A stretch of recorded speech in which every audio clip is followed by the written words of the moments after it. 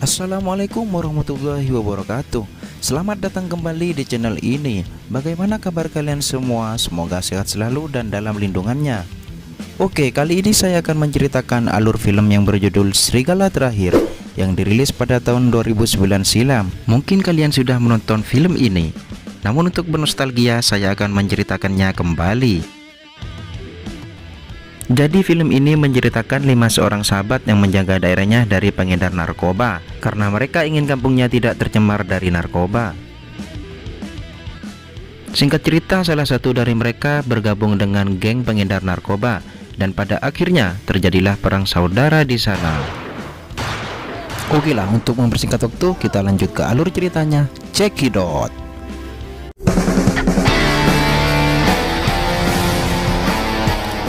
Film diawali dengan diperlihatkannya 5 orang sahabat yang sedang berlari dengan mencari kerusuhan di kampungnya. Mereka bernama Ale, Jarot, Sadat, Lukman, dan Jago. Namun yang paling menonjol dari mereka berlima adalah Ale, yang secara tidak langsung dialah ketuanya. Dan terlihat mereka selalu bersama di saat senang ataupun susah. Itulah yang disebut dengan sahabat sejati. Bahkan mereka berlima sangat ditakuti oleh orang-orang di kampungnya itu. Meskipun banyak juga pemuda kampung lain yang selalu mencari masalah dengan mereka, namun pada akhirnya merekalah yang menang dalam hal baku hantam. Suatu hari diperlihatkan dengan Jarot yang sedang dikejar oleh beberapa pemuda. Dengan lari santuinya, Jarot membawa mereka ke markasnya dan terjadilah baku hantam di sana.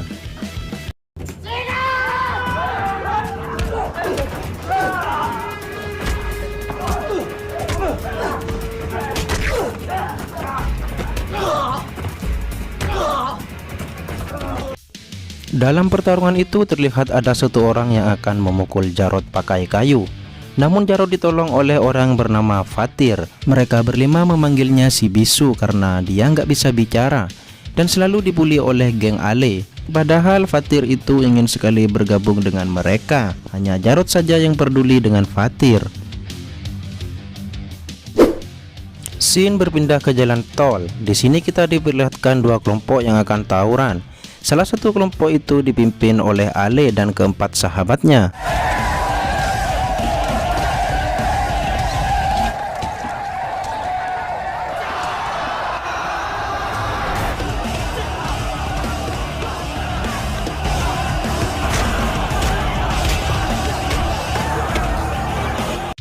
Saat pertarungan mulai memanas, tiba-tiba polisi datang untuk menghentikan tawuran itu. Karena kejadian itu mereka berlima dikejar-kejar polisi. Namun terlihat mereka menikmati adrenalin saat dikejar polisi. Begitulah hidup jika tanpa tantangan, tidak asik coy. Setelah mereka lolos, datanglah seorang wanita yang tak lain adalah adik Ale. Ia bernama Aisyah. Sebelum ia pergi, Jarot memberikan sapu tangan Aisyah yang terjatuh.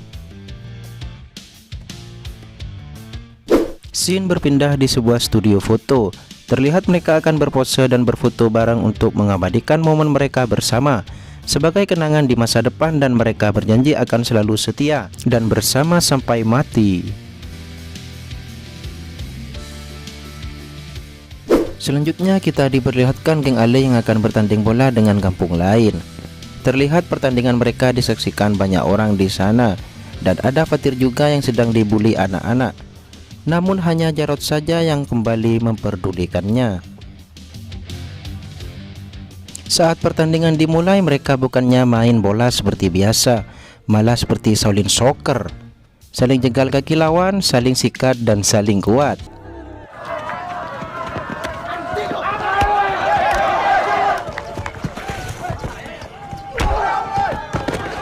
Namun ketika Ale memasukkan bola dan selebrasi, tiba-tiba tim lawan melemparkan bola kepada Ale. Karena keempat sahabatnya tidak terima, ya terjadilah baku hantam di sana. Dalam pertarungan itu salah satu dari mereka mengincar Ale dengan pisau. Sedangkan keempat teman Ale yang melihatnya masih baku hantam. Namun ketika Jarod lolos, dia dengan cepat langsung menghantam bata kepada orang itu hingga tewas seketika, yang membuat semua terdiam dan langsung kabur.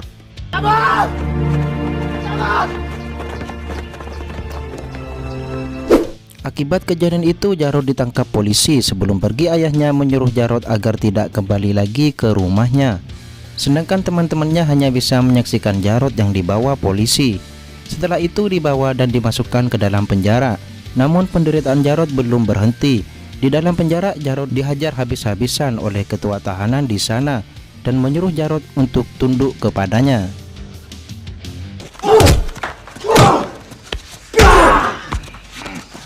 Setiap hari Jarod terus disiksa oleh ketua narapidana itu. Kita sebut saja namanya Rocky. Bahkan sampai disodok anusnya oleh Rocky, yang membuat Jarod semakin menderita. Bahkan ia mengatakan lebih baik mati daripada harus disodok seperti ini. Saat tahanan lain dijenguk oleh sahabat dan keluarganya, Jarod hanya bisa berharap jika keempat sahabatnya itu menjenguknya. Namun kenyataannya ia bahkan tidak pernah dijenguk sekalipun. Ia juga berpikir tentang sahabat-sahabatnya yang dulu ia banggakan kini menghilang dan melupakannya. Dan disinilah Jarod mulai bangkit ketika ia sedang push up dan diganggu oleh tahanan lain. Ia mulai berani dan melawan senior-seniornya itu dan menjadi penguasa di dalam penjara. Anjing, harus hormat sama tuannya. Setelah itu Jarod mulai membalaskan dendamnya kepada Rocky yang selama ini selalu menyiksanya. Lalu ia membalikan keadaan. Apa yang selalu ia terima kini ia lakukan kepada Rocky. Jarod menghajarnya dan menusuk besi ke lubang anusnya. Dan itulah hari kebangkitan sang serigala. Kemudian scene berganti kepada Ale, Sadat, Lukman, dan Jago yang sedang menarik iuran keamanan di pasar. Dan mereka berempat tidak segan-segan menghajar preman lain yang memalak di wilayah mereka. Lalu hasil uangnya itu Ale berikan kepada ibunya yang untuk memenuhi kebutuhan sehari-hari, karena dia adalah tulang punggung keluarganya. Lalu di sini kita diperkenalkan dengan adik laki-laki Ale yang bernama Bara.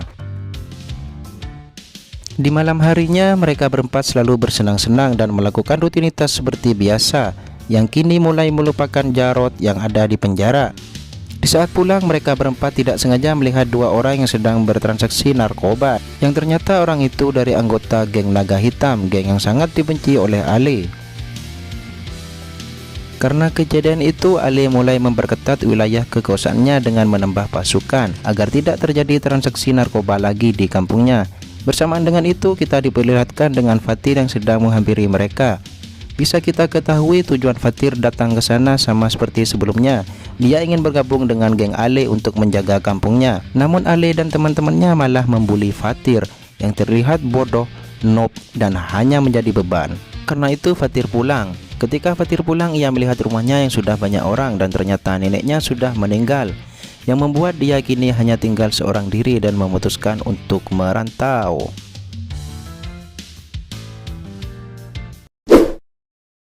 Beberapa tahun kemudian kita diperlihatkan dengan Jarod yang sudah bebas dari penjara, yang ternyata ia dijemput oleh Fatir si bisu yang kini penampilannya cukup keren. Berbeda dari sebelumnya, namun tak disangka ternyata Fatir sudah bergabung ke geng Naga Hitam, yang dimana kita tahu Naga Hitam adalah musuh besar geng Ale. Lalu Jarod dibawa Fatir ke markas besar Naga Hitam. Ia disambut hangat oleh mereka dan ternyata para bos besar Naga Hitam sudah memantau Jarod ketika dalam penjara, dan mereka membutuhkan kekuatan Jarod untuk masuk ke organisasinya. Setelah Jarod diberi motivasi oleh bos-bos di sana, akhirnya Jarod pun ikut bergabung ke Naga Hitam.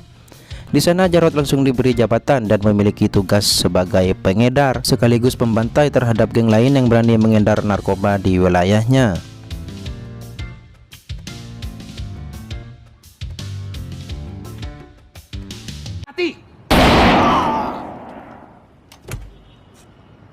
Scene berganti kepada Ale, Lukman, dan Sadat yang diberitahu Jago tentang Jarod yang sudah keluar dari penjara.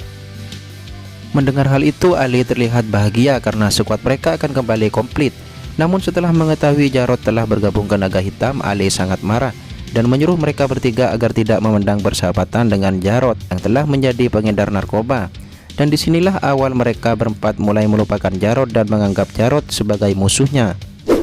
Di malam harinya kita diperlihatkan dengan Jarod yang bertemu dengan Aisyah di pasar malam, yang dimana kita tahu sebelumnya Jarod pernah bertemu dan janjian di pasar malam itu. Lalu mereka mengobrol tentang keadaan mereka yang sudah tidak lama bertemu. Di keesokan harinya Jarod diundang oleh bos besar untuk datang ke klub malam. Terlihat di sana mereka bersantai bersama ditemani wanita cantik. Wanita itu bernama Yani yang ternyata ia adalah adik kandung Jarod, namun ia hanya diam, yang dimana kita tahu Fatir saja yang mengetahui tentang Yani. Setelah itu Jarod menunggu kepulangan Yani dan dia menyuruh Yani untuk tidak bekerja lagi di sana karena wanita baik-baik tidak bekerja seperti itu. Namun ternyata Yani terpaksa bekerja di sana sebagai pengganti tulang punggung keluarga karena ayahnya yang sedang sakit. Mengetahui hal itu, Jarod hanya bisa terdiam. Lalu kita diperlihatkan dengan Lukman yang sedang menghajar adiknya karena telah memakai narkoba dan kini terlihat dalam kondisi sakau. Dan setelah Lukman mengetahui orang yang memberi adiknya narkoba adalah Jarod, kini mereka berempat kembali memburu Jarod dan Fatir. Ditambah lagi dengan kejadian Ale yang ditembak tangannya oleh Fatir saat mereka mengejar dan menggunakan motor. Malam harinya kita diperlihatkan dengan Jarod yang pulang ke rumahnya secara diam-diam. Di sana ia bertemu dengan ibu dan adiknya. Namun kebahagiaan itu harus hilang seketika setelah melihat kondisi ayahnya yang sedang sakit. Ditambah lagi dirinya yang belum dimaafkan oleh ayahnya. Tidak lama kemudian Aisyah datang dan menyuruh Jarod untuk pergi dari sana karena Ale dan temannya menuju ke sini untuk menangkap Jarod.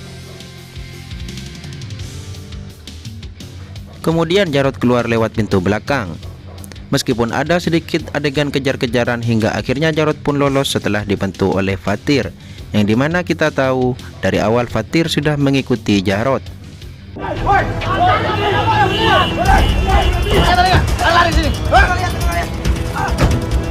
Di keesokan harinya kita diperlihatkan dengan Lukman yang melihat adiknya telah meninggal karena overdosis.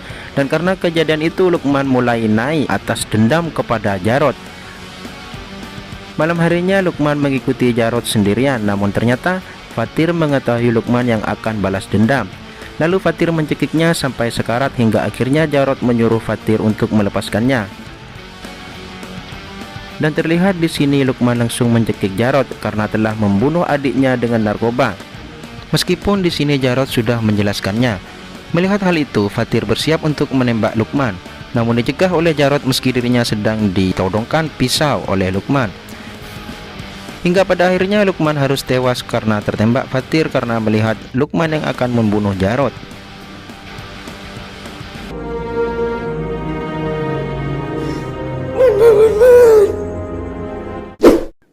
Lalu keesokan harinya mayat Lukman ditemukan warga di dalam koper, yang membuat Ale, Sadat dan Jago sangat terpukul dan membuat mereka berniat akan balas dendam atas kematian Lukman.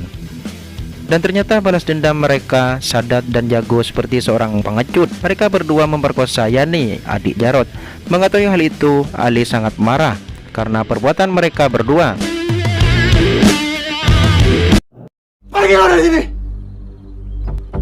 Pergi lo berdua! Singkat cerita kita diperlihatkan dengan Jarod yang menyiksa bos Yani, kita sebut saja Ahok, yang dimana kita tahu sebelumnya Jarod pernah menitipkan Yani kepada Ahok agar tidak ada yang berani menyentuhnya. Dan pada akhirnya ia membakar klub malam itu bersama Ahok. Setelah mengetahui Sadat dan Jago pelakunya, akhirnya Jarod menangkap mereka berdua untuk mempertanggungjawabkan perbuatannya. Sahabat yang datang buat ngebunuh sahabatnya sendiri. Bisa kita lihat keadaan Yani kini menjadi gila setelah Sadat dan Jago memperkosanya. Meskipun begitu, Jarod tidak sanggup untuk langsung membunuh kedua sahabatnya itu, dan ia menyuruh Fatir untuk langsung mengeksekusinya.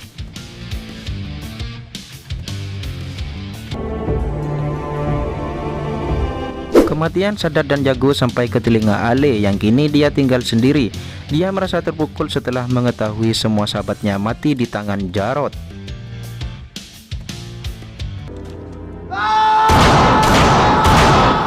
Saat di rumahnya, ia tak sengaja melihat HP Aisyah yang mendapat panggilan dari Jarod.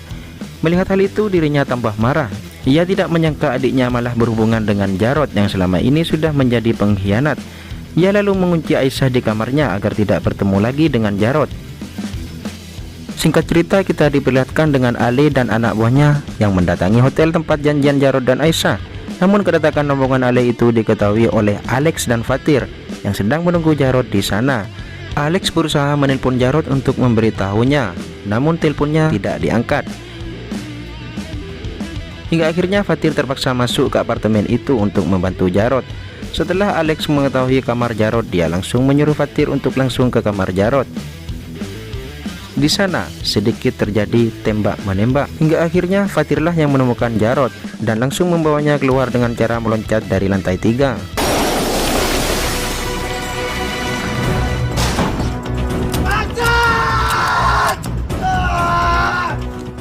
Karena kejadian itu, Alex dan Tito sangat marah kepada Jarod. Karena jika tidak ada mereka bertiga, Jarod bisa mati. Mereka berdua menganggap hubungan Aisyah dan Jarod hanya akan membahayakan nyawanya. Malam harinya ketika Tito sedang berada di klub malam, tiba-tiba ia ditembak oleh anak buah Ale dan Tito pun akhirnya is dead. Karena kejadian ini, bos besar menyuruh mereka bertiga untuk segera membereskan Ale dan anak buahnya. Dan kematian Tito juga membuat Alex sangat marah dan hampir membunuh Jarod, namun dihentikan oleh Fatir. Lu bela dia! Scene berganti kepada Aisyah yang diizinkan pergi oleh ibunya yang akan bertemu dengan Jarod. Terlihat di sini Jarod dan Aisyah bertemu di atap gedung. Dalam obrolan itu, Aisyah mengajak Jarod pergi dari kota dan menikah dengannya. Namun dirinya harus menerima kenyataan pahit setelah Jarod mengatakan untuk tidak melanjutkan hubungannya itu karena akan membahayakan nyawa Aisyah. Dan Jarod pun pergi dari sana. Saat di bawah, ia melihat Aisyah terjatuh di hadapannya. Jarod terkejut dan menyangka Aisyah mati karena bunuh diri. Padahal kita tahu Aisyah mati karena didorong oleh Fatir saat Jarod sudah pergi dari sana. Melihat kematian anaknya, di sini ibu Ali menyuruhnya untuk mencari dan membunuh orang yang telah membunuh Aisyah. Ali menyangka Aisyah mati karena Jarod setelah mengetahui sebelumnya Aisyah pergi menemuinya.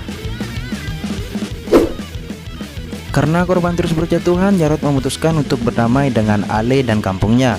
Meskipun Fatir tidak menyetujui itu, kemudian Jarod menghubungi Ale secara diam-diam agar bisa bertemu. Bangsat!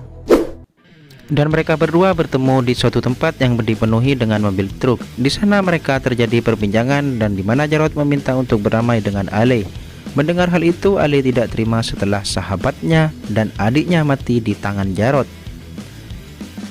Ale masih nekat untuk membunuh Jarod dan terjadilah baku hantam di sana.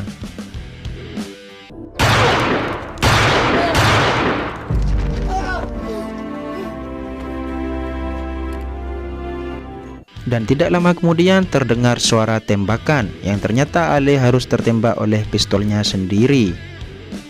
Sebelum mati, Ale meminta maaf kepada Jarod karena ia tidak pernah menjenguknya saat di penjara, dan dia berharap bisa berkumpul berlima seperti dulu lagi.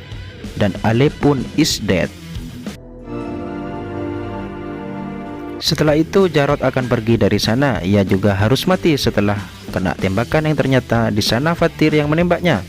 Dengan wajah garangnya, mulut Jarod yang berlumuran darah tersenyum lemah. Ia seolah mengisyaratkan Fatir untuk melanjutkan tembakannya. Kemudian Fatir menembaknya lagi dan Jarod pun rubuh di samping mayat Ale. Kini dua-duanya telah mati, tapi raut wajah Fatir seolah sedih setelah membunuh Jarod. Itulah dia menyampaikan rasa sayangnya kepada Jarod yang selama ini memperdulikannya. Untuk itu Fatir merasa lebih baik Jarod tewas dan mati dengan tangannya sendiri.